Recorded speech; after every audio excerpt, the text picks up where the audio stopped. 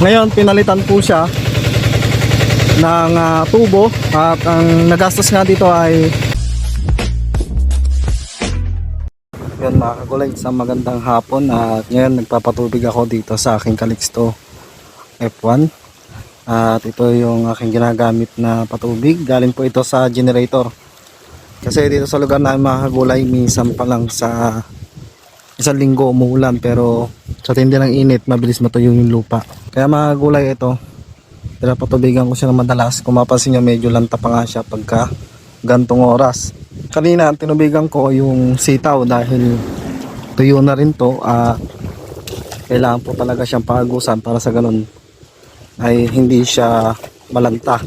Papakita ko sa inyo mga kagulay yung ginagamit kong patubig dito na generator, kasi halos lahat po ng poso po namin dito ay natuyo. At isa pa nga dito, yung aming generator na ginagamit ay hindi na siya nag-ahon nung nakakaraang buwan, kaya pinayos ito at ayun, medyo binaba yung makina para makapag-ahon lang, para makapagpatubig nga. Dahil sa panahon nga ngayon puro ganyan lang siya, maulap pero hindi binabagsak yung ulan. Pero next week, yun nga, merong bagyo na malakas at sigurado nga sa susunod na linggo ay uulan ng matindi. Pero sa ngayon kasi linggo na to, kailangan po natin tubigan para sa ganun hindi po malanta yung ating tanim.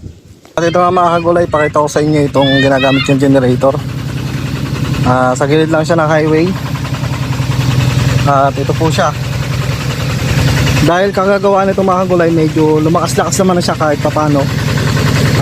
Halos 4 na po lumalabas sa tubig.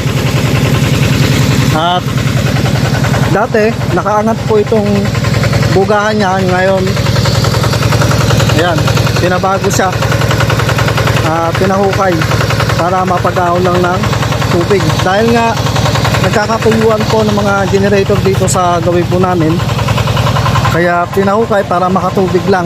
At yun nga, kasabay nga nung pagkatuyo nung tubig at hindi na siya nag-ahon, itong tubo na nakabaon sa kanya ay ito po yung dating tubo.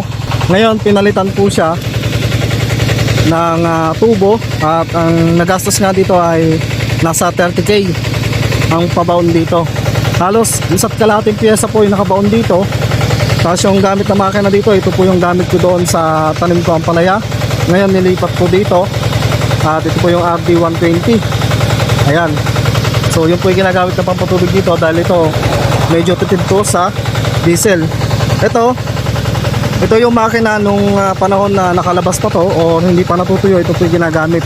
Pero ito mga gulay, mas matanda pa sa akin. Ito mga gulay, nagkatuyuan ng poso, kaya kaninang maga nung nagpapatubig ako, ang dami pong nagpunta dito para mag-give at mag-stock ng tubig, maglaba.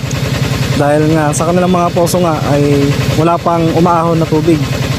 At kahit nga po doon sa amin na yan, mga poso po namin dyan, mga wala pong tubig.